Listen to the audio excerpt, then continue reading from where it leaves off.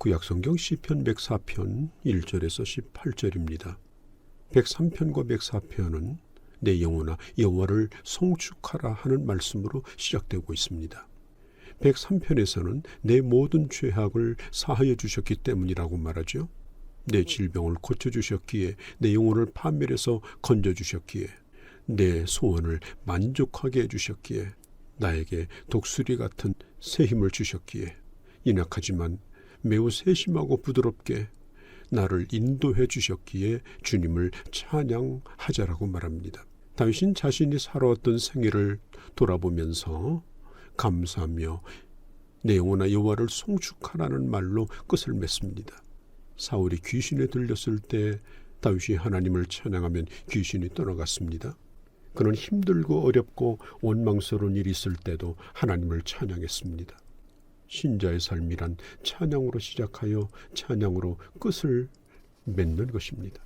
하나님은 창조주이시기 때문에 대자연을 통하여 하나님의 능력, 하나님의 풍성함, 하나님의 영광을 보여주고 있기 때문에, 그리고 지금도 그 창조물을 붙들고 계시기 때문에 우리는 주님을 찬양합니다.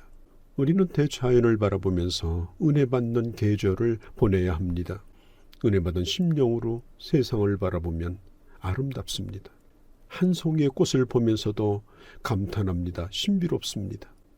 2절에 보면 주께서 옷을 입으심과 같이 빛을 입으셨고 하늘을 휴장같이 치셨다라고 말하죠. 왕의 옷은 빛납니다. 왕의 옷은 왕의 권위를 말해줍니다. 하나님은 자연 만물을 통해서 그가 옷을 입으셨고 그의 영광을 나타내셨습니다. 창세기 빛이 있으라며 빛이 있었고 하나님이 만드신 모든 만물을 비추시며 하나님의 영광이 충만하도록 하셨습니다. 주님은 이 땅을 지으실 뿐 아니라 아름다운 옷을 입히시고 그 빛으로 이 땅을 덮으셨습니다. 자연과 역사를 어떻게 바라보느냐라고 하는 것이 바로 그 사람의 세계관이요, 그 사람의 가치관입니다. 역사는 우연히 흘러가는 것이 아닙니다. 하나님의 주권 속에서 역사의 수레바퀴가 가고 있는 것입니다. 그리고 하나님의 뜻대로 이루어집니다. 자연은 우연의 법칙 속에서 흘러가는 것이 아닙니다. 이 진화론적 자연관, 이런 생각을 가진 사람들은 눈에 보이는 모든 것은 우연히 생긴 것이라고 주장하죠. 원세포, 단세포가 우연히 생겨났다고 말합니다. 우연히 생겨났고 우연히 땅으로 올라왔고 우연히 양서류가 되었고 우연히 파충류가 되었고 우연히 포유류가 되었고 우연히 인간이 되었다라고 주장합니다. 그들의 논리에서 우연이라는 말을 빼버리면 단 한 가지도 연결고리가 없습니다. 광대한 산을 보면서 자연은 스스로 생겨난 것이며 스스로 존재한다라고 주장하죠. 진화론자들이 믿는 하나님은 자연인 것입니다. 그것이 그들의 신이고 그들의 우상입니다. 그들 스스로도 다 설명할 수 없기 때문에 자연의 신비에 압도당하고 자연을 우상처럼 섬기는 신비주의자, 자연론자가 되는 것입니다. 자연으로 돌아가라. 루소가 한 말이죠. 신토불이, 즉 사람과 자연은 따로일 수 없다. 자, 이런 생각이 뭡니까? 루소는 자연은 이 세상의 어떤 책보다도 많은 것을 담고 있는 책이라고 말했습니다. 그래서 자연을 통해서 자신을 돌아보라고 하였죠. 루소의 이 말은 문명을 버리고 밀림으로 들어가라, 그런 말이 아닙니다. 자연을 관찰하며 진정한 인간의 모습과 인간다운 제도가 무엇인가를 찾아내라는 주장이죠. 그의 주장은 자연은 책이요, 자연은 법이라는 생각을 가지고 있었습니다. 이런 사상은 결국 초자연적 세계, 신앙의 세계, 절대적인 영적 세계에서 벗어나려고 하는 그런 인본주의 사상이었던 것입니다. 그리고 범신론이나 유물론, 이 자연주의가 맥을 같이 하고 있습니다.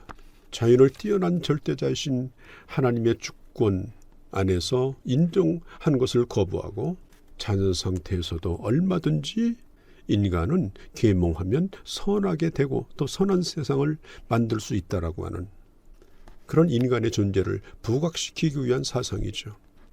칼 막스의 주장에 따르면 공산주의란 완성된 자연주의라고 했습니다. 그래서 공산주의는 진화론이요 유물론인 것입니다. 그래서 이 루소의 자연으로 돌아가라라고 하는 이 외침 속에는 무서운 함정이 있음을 기억해야 합니다.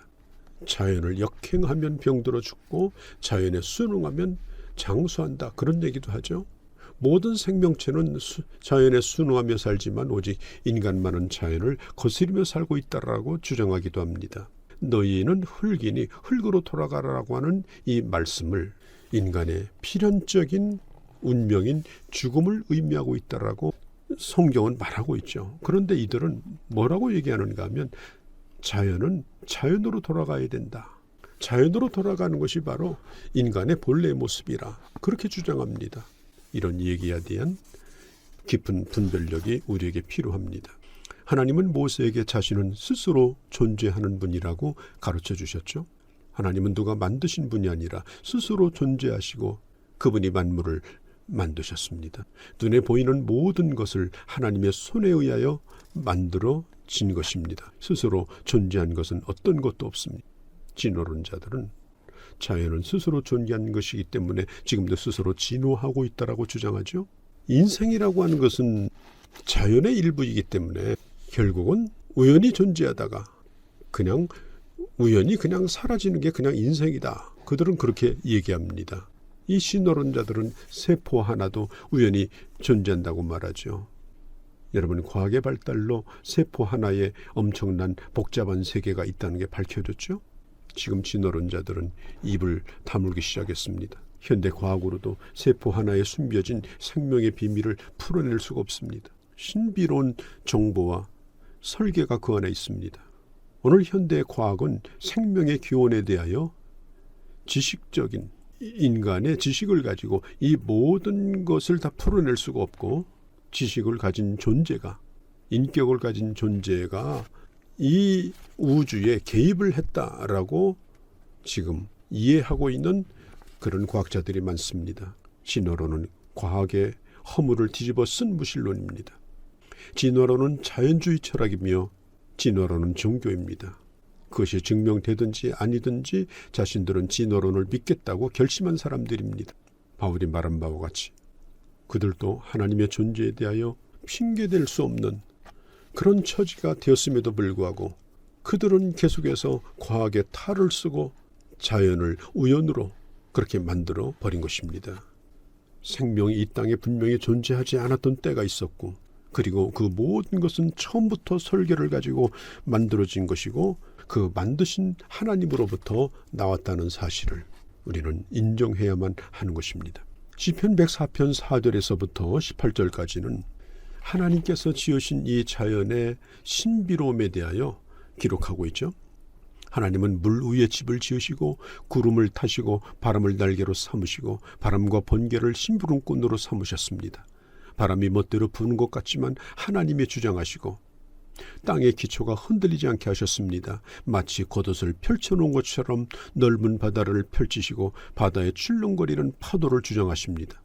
깊은 골짜기에 물이 흐르게 하시고 그 물이 온 땅에 덮지 못하도록 바다로 흘러가게 하십니다. 샘물이 터지게 하시고, 그리고 골짜기마다 그 물로 적셔주셔서 그 땅의 식물들이 풍성하게 자라게 하십니다.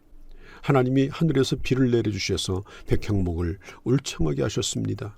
그 나무로 온갖 기구를 만들고 왕궁도 만들고 하나님의 성전도 만들게 하셨습니다. 나뭇가지 사이에 새들이 깃듭니다. 아무것도 살지 않은 것 같은 그런 비탈길에도 바위 틈 사이에도 짐승이 뛰어다닙니다. 양이 거기에 있습니다. 너구리가 거기에 삽니다. 다윗은 하나님이 만드신 이 대자연을 보면서 마음껏 하나님을 찬송하고 있습니다. 예수님도 마태복음 6장에서 뭘 먹고 마실까 걱정하지 말라. 하늘에 있는 새를 보라. 심지도 않고 거두지도 않고 때를 따라 배불리 먹지 않는가. 들에 있는 꽃을 보라. 그들을 그렇게 아름답게 옷을 입히신 분이 누구겠는가. 사막에서도 꽃이 만발하게 하신 분이 하나님이 아니신가. 하물며 하나님께서 너희를 먹이지 아니하시겠느냐라고 예수님께서 반문하고 있습니다. 그러므로 너희는 하나님의 나라와 그의 의를 먼저 구하라. 그리하면 이 모든 것을 더해 주시겠다고 말씀하십니다. 자연 만물의 질서와 하나님의 다스림을 보면서 오늘 또 나의 생명을 붙들고 계신 것을 우리는 믿습니다. 우리는 좋은 계절을 지내고 있습니다. 계절이 바뀔 때마다 계절을 타고 몸살을 앓는 사람이 돼서는 안 됩니다. 예수 믿는 사람은 때를 따름답게 하시는 하나님의 세계를 보면서 봄, 여름, 가을, 겨울을 누리며 하나님을 송축하며 그 하나님의 영광을 드러내시는 그런 하나님의 사람들이 되어주시기를 바랍니다.